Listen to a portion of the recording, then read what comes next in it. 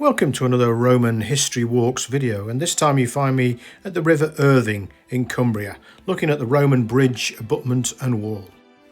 When the Emperor Hadrian in AD 122 decided to divide the lands between the barbarians and the Romans by building his famous wall, the Roman engineers were faced with the task of crossing three major rivers as they designed and built Hadrian's wall. In the central western section, this was the River Irving, as it's known today, and thankfully today one of the best preserved stretches of Hadrian's Wall you can walk and see. Archaeological evidence shows us that when the Romans started to build the Hadrian's Wall, they started with turrets, mile castles and any major constructions such as bridge abutments before then adding Hadrian's Wall to butt up against these structures. Many centurial stones have survived, telling us who built which sections of Hadrian's Wall. In the case for this section, we have the 6th Legion, and the bridge abutment was probably built by the 20th. To our left, there would have been a deep north ditch to keep the invaders away from the wall if they intended to attack. Although the southern defence, the vallum, which we've seen in many other places on Hadrian's Wall, was not built across this floodplain. Sometime after the construction of the bridge abutment, the wall was then added on, around 8 Roman feet thick. Over the centuries, and including in Roman times, the River Irving has shifted considerably to the west, destroying Hadrian's Wall, running up its west bank towards Harrow's Scar Castle. Early antiquarians recall seeing stones in the river and possibly even the bridge piers, which are now lost and robbed away for building stone. The original plan for Hadrian's Wall was to build it 10 Roman feet thick, but at some point the decision was made to speed up building and the wall was reduced to 8 Roman feet. By this time the legionaries had already constructed the lower 4 courses of the wall. Evidence shows in places that the foundations weren't always as good as they could have been. You can see sagging in these later walls. You can still see the lower courses of the abandoned broad wall at this point. The 2 outer faces were mortared together with a rubble interior core.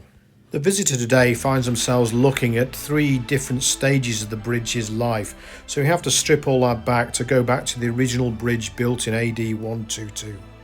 When the wall was complete, it would have run from the east down the slope and then risen up to cross a magnificent simple stone bridge at this point. Archaeologists have speculated this could be one of the earliest fully stone bridges built by the Romans in the UK. We have evidence for a tower on the eastern side of the bridge. There was possibly a mirror image on the western side. The interpretation by Pig Hill Heritage Graphics shows the wall in stone running up to Harrow's Scar Castle, but it equally could have been in turf at this point. You can clearly see in this rendering of the tower that the builders of the bridge built the wall to 10 Roman feet wide, and as we've said, the wall was finally constructed to 8 Roman feet, leaving this strange wing wall just to the right. This feature, showing a change of plan, can be seen on many turrets. Looking from above, you can just about see the recess in the wall where the tower would have stood. This of course was filled in later phases of the bridges, but the archaeologists have reopened this section and left it exposed. Sometime possibly after AD 150, a catastrophic flood destroyed some of the bridge arches. You can still see some of the stones recovered from the river lying around. For extra strength, many of these blocks were tied together using wooden butterfly clamps. You can see where the masons cut sections in the stone to take the wooden clamps. The bridge was finally repaired, and these extra sections were built on either side of the bridge to stop any scouring from the water.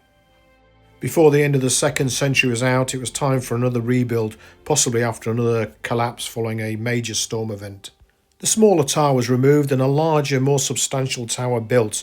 This probably housed the soldiers guarding the bridge. 2 sluices were also built. This was to enable floodwater to flow more smoothly under the structure.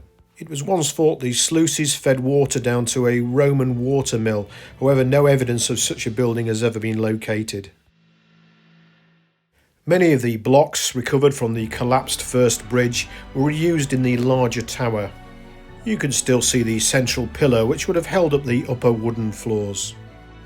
If visiting you have a few moments to spare, you can easily start to see reused blocks all over the later rebuilding.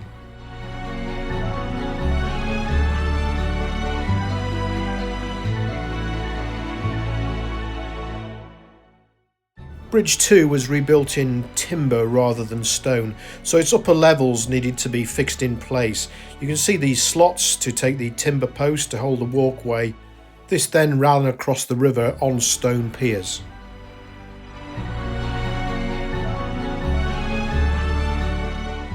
The building of Bridge 3 seems to be by design and not destruction through any weather event.